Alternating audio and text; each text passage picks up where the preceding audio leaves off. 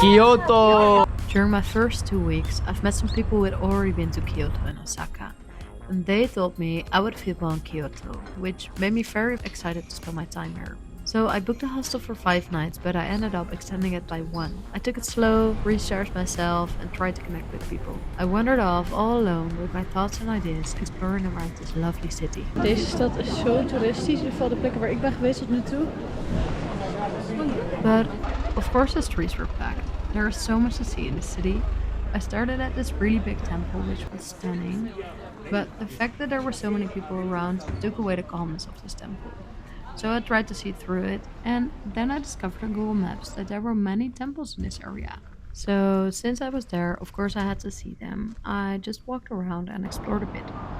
But I got hungry, so Dus ik heb miso soep van de supermarkt met paddenstoelen. En ja, ze hebben hier gewoon geen volkoren brood. Dus ik heb dit brood met eiersalade en ei. Een beetje erop. Maar I started off so excited that I've made 35,000 steps on the first day. I visited I don't even know how many temples, and I didn't even notice until the evening. Some temples were very special, and at some of them I just walked around for a few minutes because after almost 3 weeks you get used to it. The temple, which was first very impressive to see and experience, is now a regular day in my week. But the weather was so lovely, and I remember really enjoying this day and the present moment. When I got back to the hostel, it was time to get ready to go out.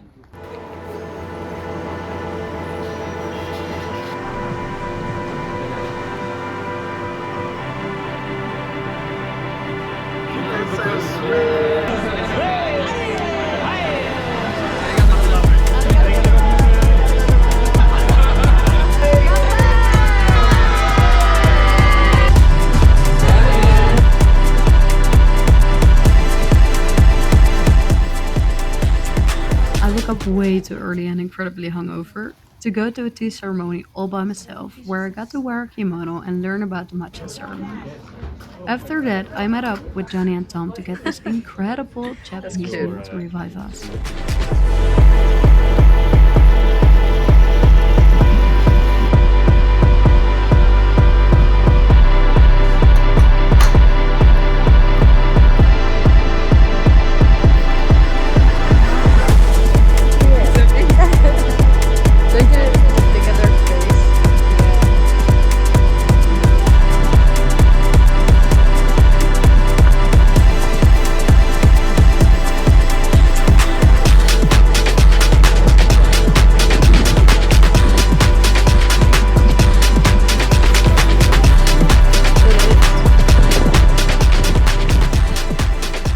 During my week in Kyoto, I visited this small Japanese town called Uji.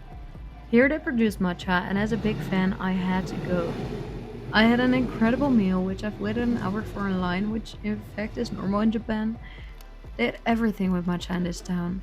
Ice cream, matcha takoyaki, even meat. Going solo for a month has never been something I would define as hard, but it surely was confronting. I was craving contact with people on a deeper level than what do you do when you're not traveling, or the what is it like in your country. I mean, the longer you are with someone, the deeper the conversations get, but because of the time difference, I was craving contact with everyone at home. Sometimes I cried, and sometimes I just appreciated all the memories I had of them, which made me realize I was making incredible memories myself because of myself. Osaka took me by surprise. This city was so alive. People were more open and just chilling. Still not very talkative, but I mean it in a creative kind of way. I went to Nara Park to visit this cute looking but scary deer, which bit us in our hips to hopefully get a cookie. I went there with 2 girls I met at brunch with Paulina, the friend I made all the way back in Nico. In Nara Park, deer just walk around anywhere. You can buy cookies for them, but they will chase you when they notice you did. While visiting this temple, we found this Japanese ice fortune, so of course we had to try to see what the future will bring us. It's interesting how normal it gets to connect with people you don't know, how easily you decide to spend time together. Maybe also because we all know we're on our own in a foreign country. It is normal human behavior, at least I think it is. But back home I wouldn't do that so easily. At home, I have my friends and family, so starting new relationships is something that we don't do as often. But Things like greeting people on the street makes the days feel fuller and gives me more confidence, so maybe I should just do that more often. In the evening, I met up with this really fun girl from Germany to go out.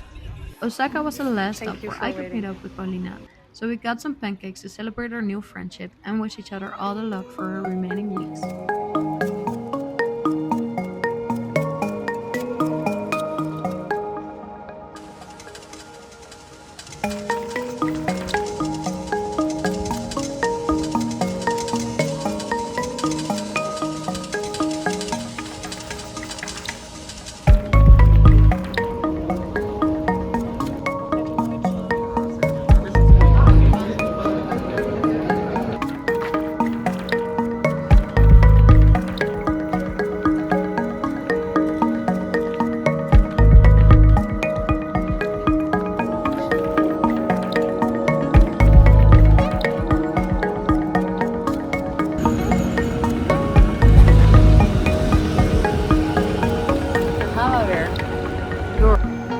Off to Koyasan, a small secluded town nestled high in the Japanese mountains.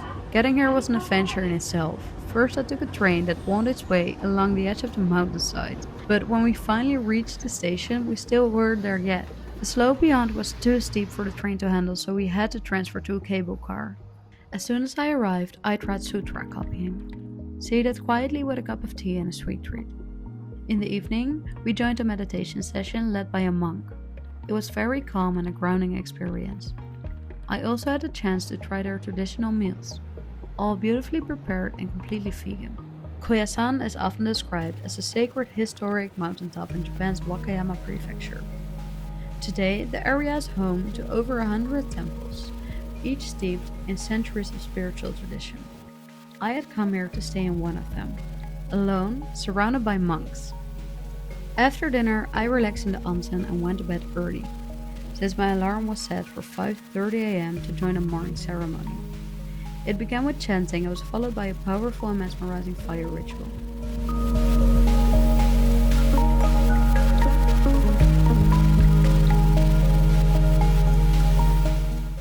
After my stay, I visited the historic Kongobuji temple before heading back to Osaka for lunch. Then I continued on to Okoyama.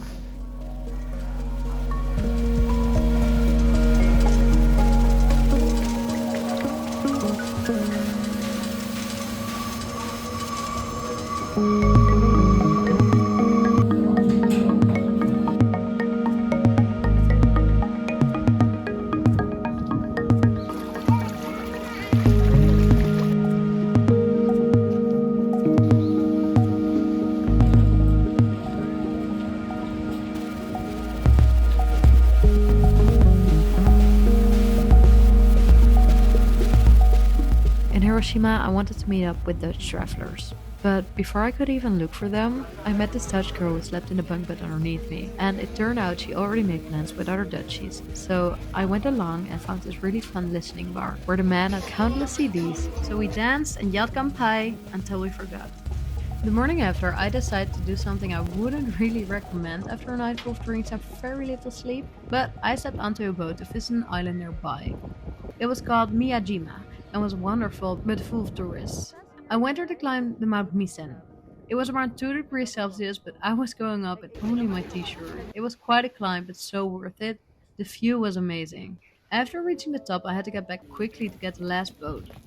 While waiting, I ran into people I met the evening before, so we went out for dinner to this huge sushi place. The quality of the food wasn't the best for Japanese terms, but it was a fun way to spend the night.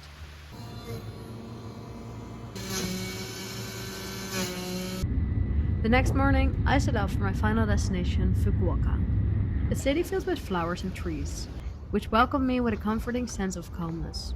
Because of that, I instantly felt more at home. Later that day, I treated myself to okonomiyaki, a savory pancake packed with flavor made right in front of me on a sizzling hot plate. In Fukuoka, I decided to just walk around and get lost. When I reached the park, I found out it was also Sakura Festival, which is celebrated across many cities in Japan when the cherry blossoms are in full bloom. I spent the day wandering through the streets, soaking it all in, and grabbed a sandwich along the way. It was so warming to see everyone enjoy the blossoms and each other's company over a picnic, which also made me miss home a little bit more. But that didn't stop me from getting my favorite breakfast at 7-Eleven. Van de 7-Eleven en mijn faf. De eiersalade sandwiches. And then, just like that, my last day in Japan had arrived. I decided to visit Umi no Nakamichi Seaside Park, which I reached by boat. There, I simply let myself be present, letting my thoughts drift as I walked. I visited kangaroos, capybaras, and turtles, quietly observing and savoring these final moments in Japan.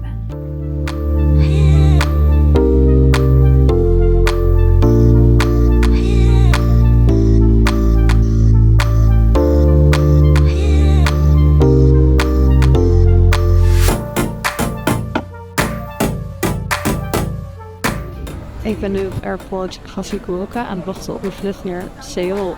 Wat betekent dat mijn solo trip erop zit hier in Japan. Ik heb mijn laatste matcha.